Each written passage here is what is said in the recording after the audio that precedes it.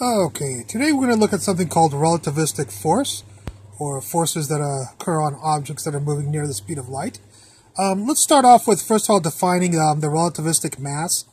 According to Einstein's equation, is relativistic mass is equal to the rest mass, the mass when an object is moving at zero with respect to some coordinate system, divided by the square root of 1 minus v squared over c squared. V is the velocity of the mass, and c, of course, is the speed of light. Momentum is equal to the relativistic mass. The relativistic momentum is equal to the relativistic mass times the velocity. So if you take this and plug it into there, into here, you will get this for your relativistic momentum. Sorry about that. And once you have your relativistic momentum, you can find out your force by remembering Newton's law that force is the derivative of the momentum with respect to time. So let's take a look at what the derivative of this with respect to time is. Well, this is a constant, so we'll have to. It's a quotient rule. We'll have to take the derivative of the top. That's a constant, gets to hang out. The derivative of v with respect to time is acceleration a. And then we're done with the derivative of the top. We have to multiply that by the bottom left alone. So the square root on the bottom. I just wrote square root. I'm getting a little lazy. And I'm just going to write square root for square root of 1 minus v squared over c squared. Then the quotient rule says minus, leave the top alone, m0v, and then take the derivative of the bottom, which is 1/2. That's a 1/2.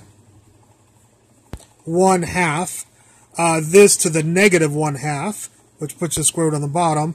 And then the derivative of the inside on top, which is a negative 2v over c squared. And then we're taking the derivative with respect to time, so the derivative of v with respect to time is acceleration. All right? And then the quotient rule says to square the bottom, so I squared this, you get this. So we get this nice mess right here. We're going to multiply the top and the bottom by the square root of 1 minus v squared over c squared. I just put square root because I got a little bit lazy. So square root times square root gives you just 1 minus v squared over c squared. And there's the ma right there. And here's a negative, and negative gives you the positive. 2's cancel. M0 v squared c squared. M0 v squared c squared, and you're Mr. A here, and then the square root times this island, the square roots will cancel. And then on the bottom, this is to the first power, this is to the half power times first power is power to the 3/2. That's 3/2 right there. Okie dokie. By the way, we usually call 1 over the square root of 1 minus v squared over c squared. We call it gamma. And later on, we're going to rewrite some stuff in terms of gamma. So I just want to make you aware of this definition in relativistic dynamics. Okay? All right. So if I mention it later on, I'll cover it again. So let's see what happens here. We get m0a times 1. That's this guy right here. m0a v squared over c squared negative plus m0 v squared over c squared a. That's the same island. So those two cancel right there. This with this. So all we have left is this on top and this on the bottom right there. And there's our force, relativistic force, when it's in the direction of the velocity parallel to the velocity of the particle. So when it's parallel to the velocity vector, this is our force, relativistic force equation. Now, if we solve this for A, we see something kind of interesting, and that is that if you keep the force constant or whatever you want to do with it, we'll just make it constant. Of course, the velocity will get bigger and bigger.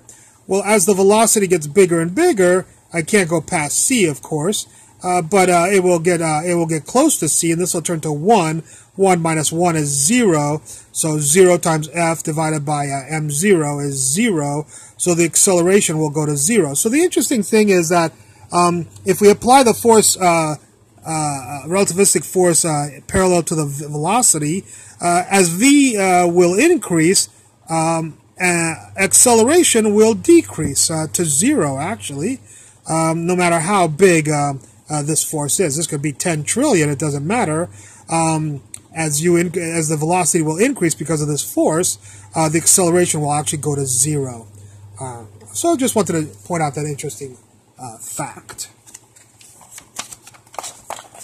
Okay. Next, we're going to look at forces that are perpendicular to the. Here's the velocity vector.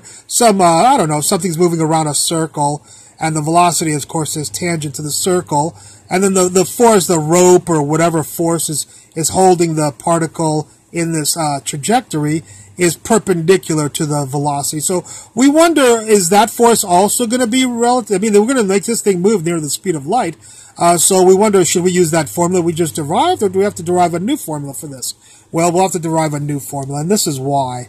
F perpendicular will also be the derivative of the momentum with respect to time. It will still be the derivative, but something interesting is going to happen here, and that is that while this velocity here is not constant here because it's a vector, it changes direction.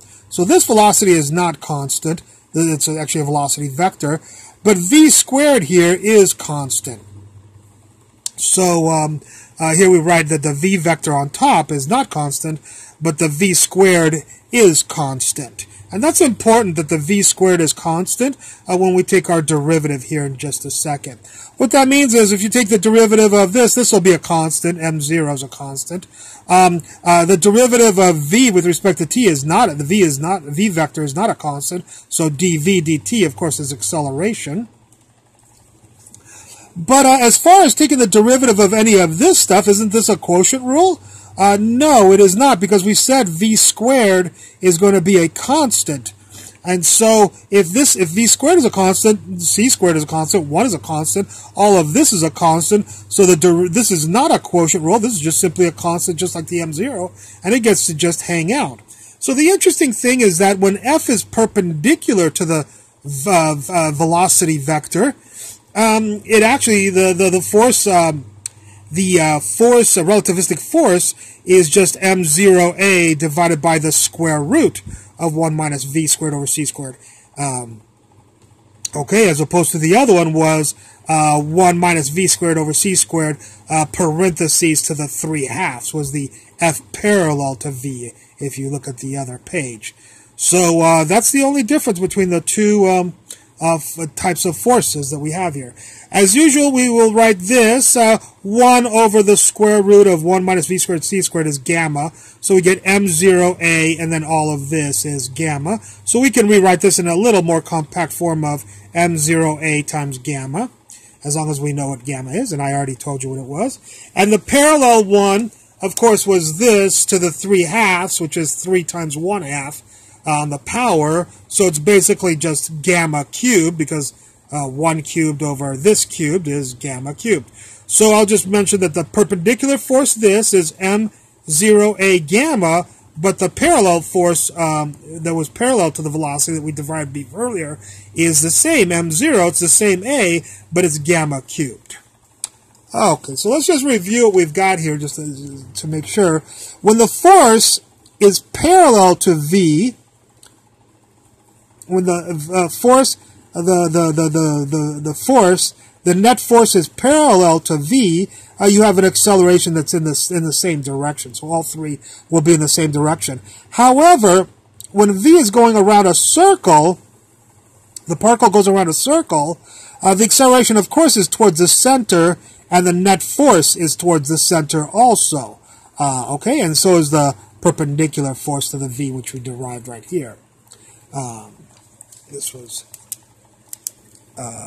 perpendicular to v, as opposed to parallel to v. I wrote it right there.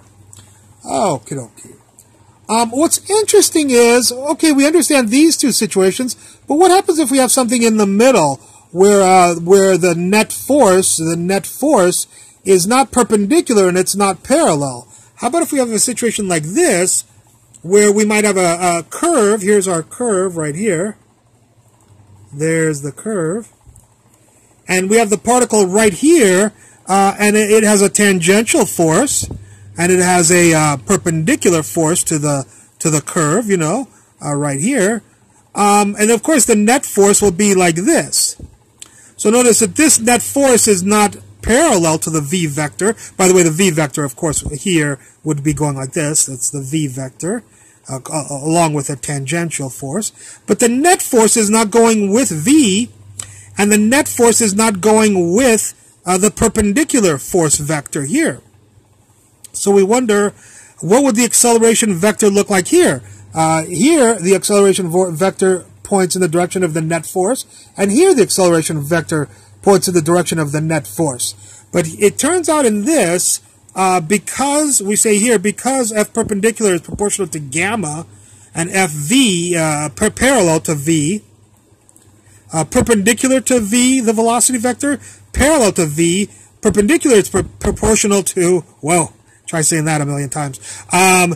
The perpendicular, the force, relativistic force vector perpendicular to the velocity is proportional to gamma, but the relativistic force parallel to the velocity vector is proportional to gamma cubed. And because of that, unless v force net is perpendicular to v or parallel to v, the f net vector will not be parallel to the acceleration vector. So the net force will be like this, and you'll get an acceleration vector that is not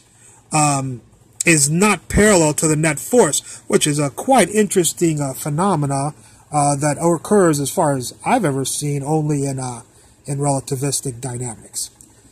Well, I hope you enjoyed that lecture, and I look forward to any comments at the bottom. Thank you very much for watching this video.